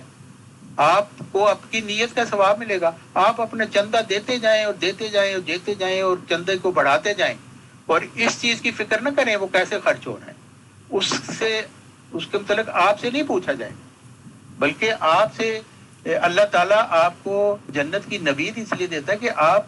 اپنا سب کچھ خدا کی راہ میں دے رہے ہیں، اور وہ کہاں خرچ ہو رہا ہے یہ آپ کا کام نہیں ہے، کیونکہ یہ اللہ تعالیٰ کا کام ہے، اللہ تعالیٰ ان لوگوں کی نگرانی کر رہے ہیں۔ جو بیانیہ ہے نا، یہ صرف یہ جماعت احمدیہ کا نہیں ہے، جتنے بھی تنظیمیں ہیں وہ سب اسی طریقے سے کرتی ہیں کہ آپ ہمیں مال دیں، آپ کی تو جنت پکی ہو رہی نا، آپ کو کیا فرق پڑتا ہے کیسے خرچ ہو رہا ہے۔ تو جو میں ابھی اس کے متعلق بھی بات کروں گا آپ کو کہ انتہائی بے وقوفی سے، بے عقلی سے اپنے مال کو اس طرح خرچ کرنا یہ کوئی ثواب کا کام نہیں۔ محمود صاحب نے ایک اور جو طریقہ اختیار کیا کہ انہوں نے حضرت مرزا غلام محمد علیہ السلام کی تعلیم سے انکار کر دیا جو چندوں کے متعلق تعلیم تھی، کیونکہ ظاہر ہے وہ والی تعلیم جو تھی وہ ان کے مقاصد کو پوری نہیں سی کرتی، تو انہوں نے اس کو رد کر کے اپنی طرف سے پھر نئے چندے بنائے۔ مرزا غلام محمد علیہ السلام کیا فرما رہے ہیں کہ جو شخص اپنی حیثیت کے موافق کچھ ماہواری دینا چاہتا ہے وہ اس حق کے واجب اور دین لازم کی طرح سمجھ کر خود بخود ماہوار اپنی فکر سے ادا کرے، اور اس فریضہ کو خالصتاً للہ نظر مقرر کر کے اس کے ادا میں تخلف یا سہل انگاری کو روا نہ رکھے، اور جو شخص یکمشت امداد کے طور پر دینا چاہتا ہے وہ اسی طرح کرے۔ یہ اصول مقرر کیا کہ فرماتے ہیں اگرچہ میں جانتا ہوں کہ میں جو کچھ کہوں تم اسے قبول کرنا اپنی سعادت سمجھو گے، اور جہاں تک تمہاری طاقت ہے دریغ نہیں کرو گے، لیکن میں اس خدمت کے لیے معین طور پر اپنی زبان سے تم پر کچھ فرض نہیں کر سکتا، تاکہ تمہاری خدمتیں نہ میرے کہنے کی مجبوری سے بلکہ اپنی خوشی سے ہوں۔ روحانی خزائن جلد 3 فتح اسلام صفحہ 34۔ مرزا غلام محمد علیہ السلام نے تو کہا تھا کہ ہر شخص کوئی رقم اپنے اوپر مقرر کرے اپنی خوشی سے، اپنے حالات دیکھ کر، چاہے 1 آنا ہو، 1 روپیہ ہو، وہ اسے مقرر کرے اور پھر ہر مہینے ادا کرے۔ اور انہوں نے یہ بھی کہا کہ رقم اس طرح کی ہو کہ آپ یہ سوچیں کہ میرے حالات خراب بھی ہو جائیں گے تو میں پھر بھی وہ رقم دیتا رہوں گا، یعنی اتنی کم رقم ہو، اتنی معمولی رقم ہو، اور اس وجہ سے کہ آدمی وہ خوشی سے دے۔ اگر کوئی مقرر اس پہ کرتے تو وہ اس میں اس کی خوشی نہیں رہے گی، وہ اس کے لیے ایک مصیبت ہو جائے گی، لیکن اسی لیے انہوں نے کہا کہ میں نے مقرر نہیں کرنا، ہر شخص اپنی خوشی سے، اپنے حالات دیکھ کر، اپنی انکم دیکھ کر اور اپنے عیال اور کو دیکھ کر وہ ایک رقم مقرر کرے جو معمولی سے معمولی ہو، جس کو وہ مستقل طور پر پھر ادا کرتا رہے۔ اس کی بجائے مرزا محمود صاحب نے دیکھیں، ان کا یہ ارادہ تھا کہ وہ جماعت احمدیہ کے لوگوں کی تمام جائیداد پر قبضہ کر لیں، اور جیسے وہ کہتے ہیں کہ دیکھو وصیت صرف پہلی نسل کے لیے نہیں بلکہ دوسری نسل کے لیے بھی ہے، اور اس طرح پہلی سے تیسری اور پھر چوتھی نسل اور اس طرح کے چند نسلوں میں ہی احمدیت کے جائیدادیں نظام احمدیت کے قبضہ میں آ جائیں گی. یعنی یہ طریقے مختلف انہوں نے کیے. ایک وصیت کا چندہ بنا دیا, ایک چندہ عام بنا دیا جس کو لازمی چندہ کہتے ہیں, اور پھر 48 چندے اور مقرر کر دیے تاکہ کسی نہ کسی طریقے سے لوگوں سے مال اکٹھا کرتے رہیں. وہ غلام محمد علیہ السلام تو فرما رہے ہیں کہ خوشی سے انسان دے, جبر سے نہیں دے, کیونکہ جبر سے اگر کوئی قربانی کی جائے اس کا فائدہ ہی نہیں کوئی رہتا, وہ آپ کی روحانی ترقی اس سے ہو ہی نہیں سکتی, کیونکہ آپ تو اس کو ایک مصیبت سمجھ کر رہے ہیں. لیکن مرزا محمود صاحب جبر کے وہ روادار تھے. جیسے وہ کہتے ہیں کہ حکومت ہمارے پاس نہیں کہ ہم جبر کے ساتھ ان لوگوں کی اصلاح کریں, اور ہٹلر یا مسولینی کی طرح جو شخص ہمارے حکموں کی تعمیل نہ کرے اسے ملک سے نکال دیں, اور جو ہماری باتیں سننے اور ان پر عمل کرنے پر تیار نہ ہو اسے عبرتناک سزا دیں. اگر حکومت ہمارے پاس ہوتی تو ہم ایک دن کے اندر اندر یہ کام کر لیتے. الفضل 2 جون 1936. مرزا یہ کہ سارا نظام ہی جو ہے وہ اسی جبر کے اوپر ہے, اور یہ کہ لوگوں سے مال اکٹھا کرنا, اور پھر اس طریقے سے یہ مرزا خاندان کی عیاشیاں اس سے پوری ہوتی ہیں. اور مسجدیں بنانے کا بھی جو ہے اس میں نمازی ہو نہ یا ہو, لیکن اچھی زمینیں لے کے اس کو مسجدیں بنا دیں تاکہ ان زمینوں پر ان کے قبضے رہیں مرزا خاندان کے, اور جب یہ چاہے اس کو کیش کروا لیں. میں جماعت احمدیت کے لوگوں کو کہنا چاہتا ہوں, بالکل love for mall and hate for all. اصل بات یہ کہ قرآن مجید جو ہے وہ بتاتا ہے کہ فاسق کا جو مال ہے وہ قرآن اللہ تعالیٰ کو قبول نہیں ہے. اور وہ جو اور فاسق کون ہے؟ حضرت مرزا غلام محمد علیہ السلام نے فرمایا, اور آیت استخلاف کی تشریح کرتے ہوئے اس سے استنبار کرتے ہوئے فرمایا کہ یہ کہنا کہ مجددوں پر ایمان لانا کچھ فرض نہیں, خدا تعالیٰ کے حکم سے انحراف ہے. کہ وہ فرماتا ہے من کفر بعد ذالک فاولئک هم الفاسقون, یعنی بعد اس کے جو خلیفے بھیجے جائیں پھر جو شخص ان کا منکر رہے وہ فاسقوں میں سے ہے. شہادت القرآن 48. یعنی مجددین, حدیث مجددین کا انہوں نے انکار کر دیا مرزائی خلیفوں نے, اور اس وجہ سے کہ اپنی مرزائی خلافتی گدی کو قیامت تک چلا سکیں. اور اس لحاظ سے حضرت مرزا غلام محمد علیہ السلام کی تعلیم کے مطابق ایک فاسق لوگ ہیں, اور وہ لوگ جو ان کو خدا کا بنایا اور خلیفہ مانتے ہیں وہ بھی فاسقین ہیں.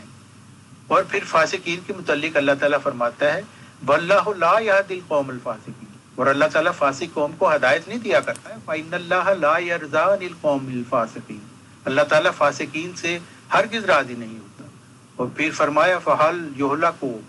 الا القوم الفاسقون, پس کیا فاسقوں کے علاوہ بھی کوئی قوم ہلاک کی جائے. فرمایا وإن کثیرا من الناس لفاسقون,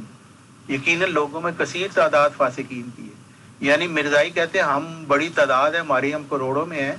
تو اللہ تعالیٰ تو کہتے ہیں کثیر تعداد فاسقین کی ہے, اور یہ تو خود حدیث مجددین کا انکار کر کے فاسقین میں شامل ہو چکے ہیں. جی محترم طارق صاحب, آپ میرے ذہن میں یہاں یہ ایک سوال پیدا ہوتا ہے کہ جو لوگ مال دیتے ہیں, چلیں اس میں سے بعض مجبوری سے دیتے ہوں گے, لیکن بہت سے لوگ اخلاص سے بھی دیتے ہیں. تو جو لوگ اخلاص سے مال دیتے ہیں تو ان کی تو یقینی طور پہ روحانی ترقی ہوتی ہوگی. کیا آپ ایسے لوگوں کو جانتے ہیں کہ جن کی روحانی ترقی ہوئی کیونکہ انہوں نے زندگی میں جو کچھ بھی کمایا اس میں سے ایک میجر حصہ خدا تعالیٰ کی راہ میں خرچ کر دیا, چاہے وہ اپنے تئیں جماعتی چندوں میں مال دے کے سمجھ رہے تھے یہ خدا تعالیٰ کے, ظاہر ہے وہ یہی سمجھتے ہیں, تو کیا ان کی روحانی ترقی ہوئی؟ تعالیٰ کا واضح حکم ہے کہ فاسقین کی مالی عبادت ہرگز قبول نہیں ہوگی. جیسے اللہ تعالیٰ فرماتا ہے کہ تو کہہ دے کہ خواہ تم خوشی سے خرچ کرو خواہ کراہت سے, ہرگز تم سے قبول نہیں کیا جائے گا کیونکہ تم ایک فاسق قوم ہو.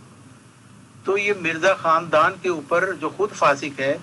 اس کو آپ خدا کا بنایا خلیفہ سمجھ کے اس کے اوپر اپنا مال لٹا رہے ہیں, تو خدا تعالیٰ کی طرف سے یہ مال آپ کا رد کیا جا رہا ہے. کیوں اپنے مال کو ضائع کرتے ہیں؟ اب بھی عقل کریں اور اپنے مال کو بچائیں, اور اس طریقے سے خرچ کریں جیسا قرآن شریف نے حکم دیا ہے۔ ان مرزائی خلیفوں پہ اگر اپنا مال آپ خرچ کریں گی تو آپ کی اس سے کوئی روحانی ترقی نہیں ہوگی، لیکن ان مرزا خاندان کے خلیفوں کی بڑی ترقی ہوگی، مالی ترقی ہوگی، لیکن جہنم ان کے لیے مقدر ہو چکی ہے۔ جی اصل بات ہے کہ اللہ تعالیٰ نے روحانی ترقی کو ایمان اور اعمال صالحہ سے باندھا ہوا ہے۔ اگر کسی شخص کا ایمان ہی ٹھیک نہیں ہے تو وہ چاہے جتنا بھی مرضی خرچ کرتا رہے،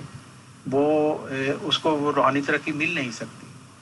باقی یہ کہ نیت جو ہے انسان کی وہ کیا ہے، کس طرح اس کی حالت ہے، اس کے دل کی کیا حالت ہے، یہ اللہ تعالیٰ بہتر جانتا ہے۔ جس کے متعلق ایک جیسے میرے ذہن میں پورا واقعہ تو یاد نہیں ہے، لیکن کیا بیان کیا جاتا ہے ایک نیک آدمی کے متعلق، انہوں نے دیکھا کہ ایک یہودی جو ہے وہ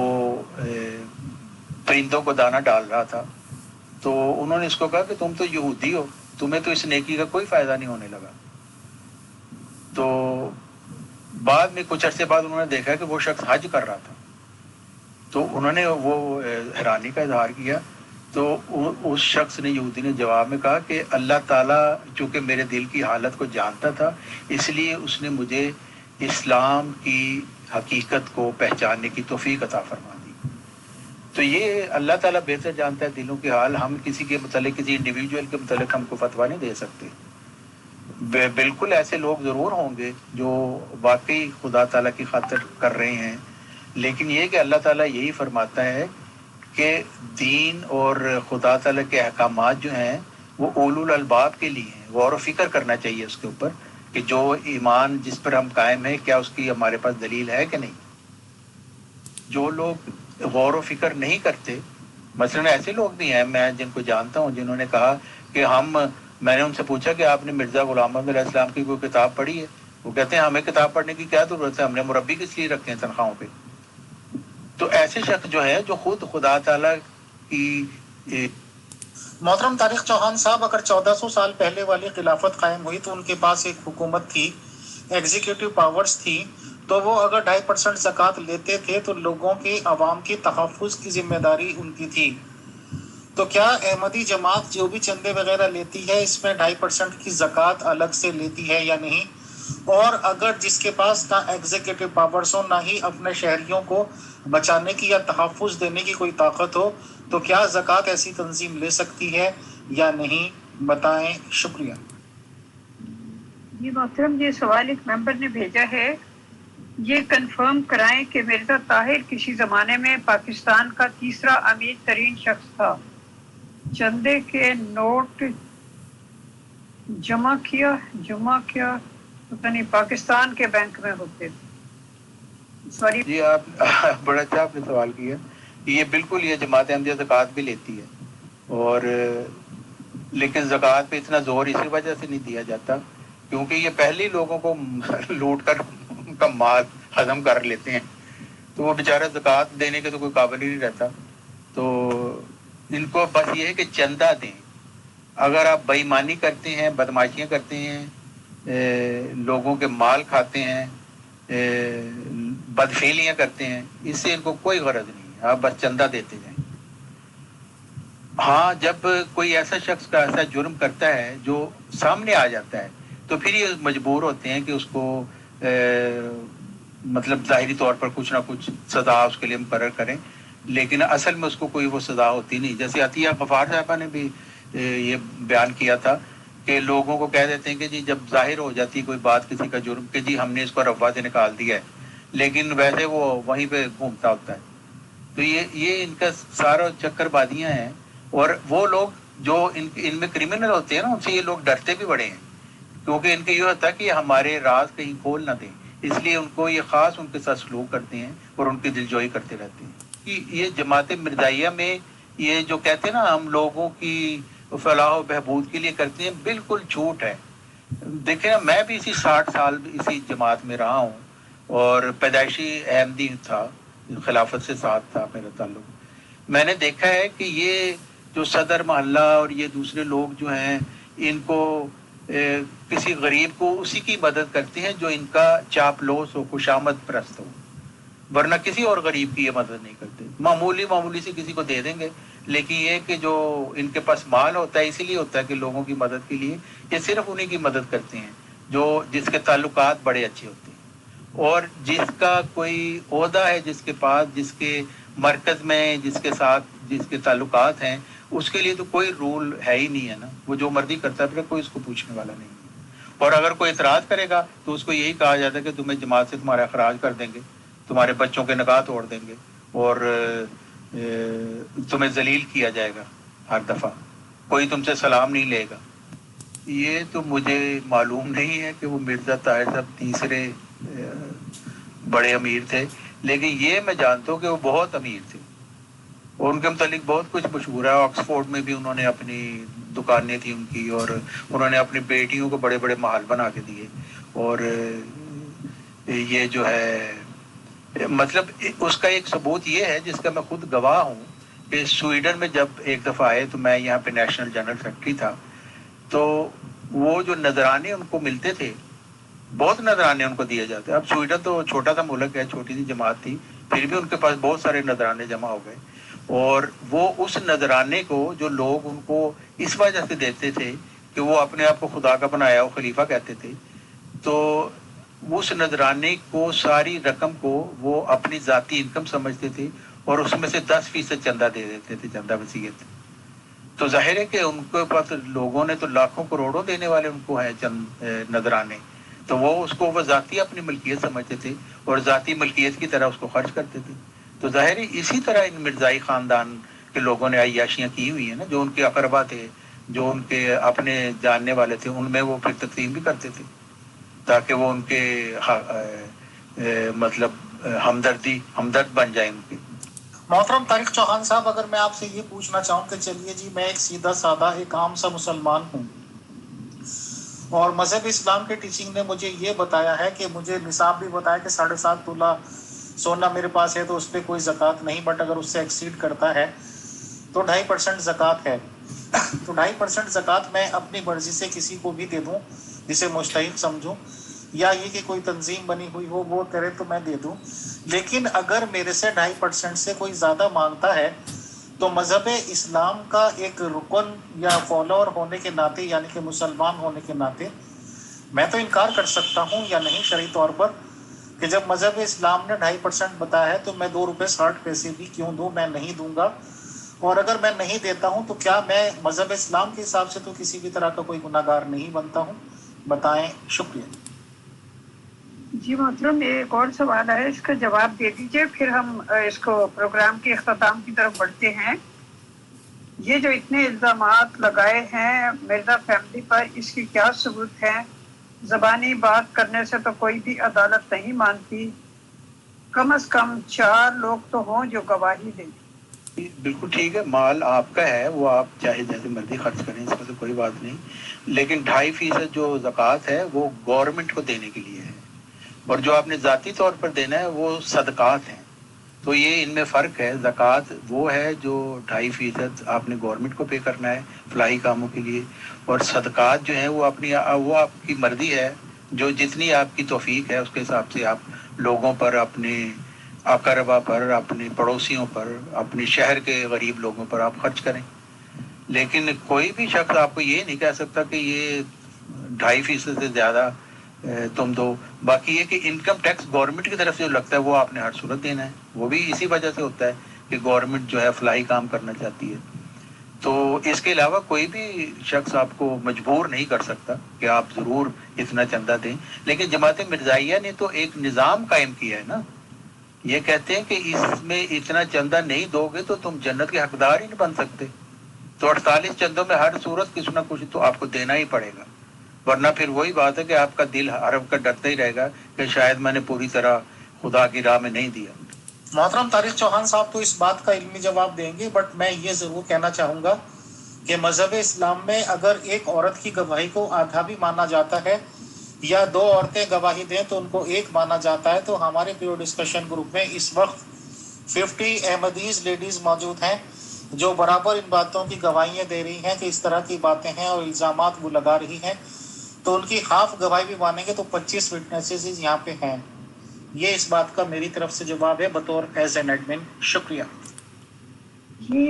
محترم طارق صاحب، یہ جو آپ کہہ رہے ہیں کہ 2.5% جو ہے وہ گورنمنٹ کو دینی ہے، اب جیسے فیصل بھائی انڈیا میں رہتے ہیں جہاں گورنمنٹ جو ہے وہ ہندو مذہب سے تعلق رکھتی ہے، اور میرا نہیں خیال کہ وہ کوئی زکوٰۃ وغیرہ اکٹھی کرتے ہوں گے یا نہیں کرتے ہوں گے، مجھے کچھ پتہ نہیں ہے۔ تو ایسے لوگ بہت سے ایسے ممالک میں رہتے ہیں جہاں گورنمنٹیں جو ہیں ان کا مذہب سے کوئی تعلق نہیں ہوتا، تو وہاں کیا حکم ہے؟ یہ بھی ان کا مرزائیوں کا بڑا یہ طریقہ ہے کہ جی ثبوت دیں۔ 4 لوگ کیا ہزاروں لوگ ہیں اس وقت جو اس جماعت مرزائیہ سے ڈنگے ہوئے ہیں، جنہوں نے خود دیکھا ہے ان باتوں کو۔ آپ دیکھیں یوٹیوب اب بھرا ہوا ہے لوگوں سے جو اسی جماعت میں سے نکل کر آ رہے ہیں اور یہ باتیں بتا رہے ہیں۔ تو میں اب اس پوزیشن میں تو نہیں میں جا کے کسی کے اوپر مقدمہ کروں،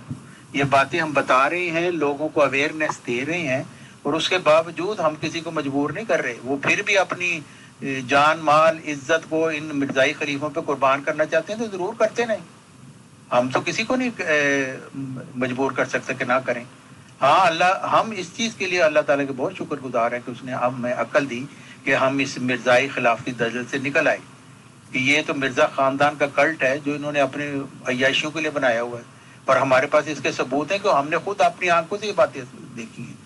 یہ جو عطیہ غفار صاحبہ ہے وہ تو اسی جماعت میں سے نکل کے آ رہی ہے، انہوں نے سب کچھ دیکھا ہے، اور اب حالت یہ ہے کہ وہ ان مرزائی خلیفوں کی بدسلوکی کی وجہ سے وہ حضرت مرزا غلام محمد علیہ السلام کا بھی انکار کر چکی ہیں، اور اس کے قصوروار یہی مرزائی خلیفے ہیں اور ان کی یہ حرکتیں ہیں جس کی وجہ سے یہ کیا۔ باقی یہ جس نے یہ بات کی ہے اس کو خود سوچنا چاہیے کہ اتنے سارے لوگ جو ہیں آواز، وہ کہتے ہیں کہ آواز خلق کو نکارہ خدا سمجھو، تو اب بھی عقل نہیں کریں گے تو پھر خدا تعالیٰ کی طرف سے تو آپ کی تباہی کا جو سلسلہ ہے وہ شروع ہو چکا ہے۔ بٹ محترم طارق چوہان صاحب، آپ نے کہا کہ 2.5% زکوٰۃ ہمیں گورنمنٹ کو دینی ہے، تو گورنمنٹ کو تو آپ اسی وقت بتائیں گے نا جب ہمارے پاس اسلامی گورنمنٹ ہوگی۔ تو جیسے کہ ہم لوگ تو انڈین ہیں، ہمارے یہاں بے شک ڈیموکریٹک نظام ہے، بٹ اس کو اسلامی حکومت ہم اس لیے نہیں کہہ سکتے کہ یہ تو جمہوری نظام کی حکومت ہے، سب لوگوں کی سرکار ہے۔ اس سے کہ اگر وہ تو ظاہر ہے کہ اسلامی حکومت میں ہے نا کوئی 2.5% زکوٰۃ کا، لیکن اگر اسلامی حکومت نہیں ہے تو پھر ہر شخص جو ہے وہ خود ذمہ دار ہے اس چیز کا کہ وہ پھر غربا میں وہ تقسیم کرے وہ چیز، وہ مال جو وہ زکوٰۃ کے طور پر نکالتا ہے، اور صدقات اس کے پھر علاوہ ہے۔ بالکل درست ہے محترم طارق چوہان صاحب، اصل میں اسٹریٹ فارورڈ اگر ہم بات چیت کریں، یا میں جیسے کہ نیوٹرل ہوں، میں تو دوسرے دھرم کو چھوڑ کے آ کیا، ظاہر سی بات ہے، تو 2.5% اگر مجھے حکومت کو دینی ہے، اسلامی حکومت کو دینی ہے، تو اسلامی حکومت ایسی بھی تو ہونی چاہیے نا جو مجھے تحفظ فراہم کر سکے ایز اے سٹیزن، اور میرے مال کی، میری جان کی حفاظت کر سکے۔ بٹ احمدی جماعت کو تو کوئی ایگزیکٹو پاورز ہے ہی نہیں، کوئی حکومت ہے ہی نہیں سر، یہ تو خود دوسرے کی حکومت کے زیر انڈر رہتے ہیں۔ ان کے احمدی لوگوں کا قتل عام بھی کر دیا جائے جیسے کہ پڑوسی ملک میں ہوتا ہے، میں کمنٹ اس طرح کے نہیں کروں گا، بٹ یہ تو ان کو نہیں کچھ کہہ سکتے، نہ ان کے ہاتھ میں کوئی پاور ہے، تو پھر بطور نیوٹرل مسلمان میں کیسے ایک ایسی تنظیم یا ایسی جماعت کو زکوٰۃ کا دینے کا سوچوں بھی سر؟ بتائیں، شکریہ۔ جی بالکل درست ہے کہ خدا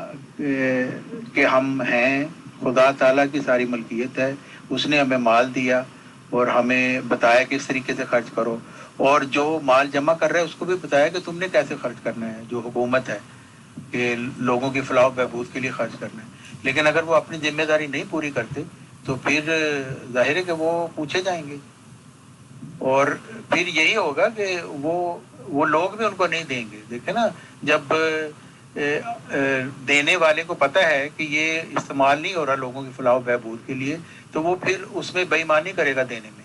کیونکہ وہ سمجھ رہا ہے کہ یہ خدا کی خاطر نہیں ہے، ایک مجبوری میں مجھے دینا پڑ رہا ہے، تو وہ سارا سسٹم ہی کولیپس ہو جائے گا، تو وہ ایسے چل ہی نہیں سکتا۔ ظاہر ہے کہ دینے والے بھی ایماندار ہوں، لینے والے بھی ایماندار ہوں، اور اسی جگہ خرچ کرے جس کے لیے وہ اکٹھا کیا جا رہا ہے، تو پھر ہی ایک فلاحی معاشرہ بن سکتا ہے، ورنہ فلاحی معاشرہ نہیں بنے گا، ایک بے انصافی کے اوپر بنیاد والا معاشرہ بنے گا جو جی دستاویزی ثبوت کہاں سے لائیں گے؟ یہ ہم تو یہ ڈسکس ہی نہیں کر رہے، ہم انفارمیشن دے رہے ہیں،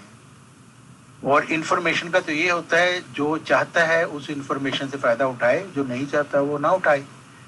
تو ہم تو کسی کے اوپر مقدمہ نہیں کر رہے، ہم بتا رہے ہیں۔ میں 60 سال تک کسی جماعت کا حصہ رہا ہوں، جو میرے اپنے تجربات ہیں وہ میں بتاتا ہوں آپ لوگوں کو۔ اگر آپ مجھ پر بلیو نہیں کرتے تو آپ کا حق ہے، آپ اس کا انکار کریں اور اپنی جان مال عزت ان مرزائی خلیفوں پر آپ وارتے رہیں۔ آپ کو کوئی نہیں روک سکتا، آپ کا مال ہے، آپ جہاں چاہے خرچ کریں۔ ہم تو ایک اویئرنیس دینا چاہتے ہیں، جس کو قبول ہے وہ قبول کرے، جو نہیں قبول کرتا اس کو حق ہے کہ اس کو رد کرے۔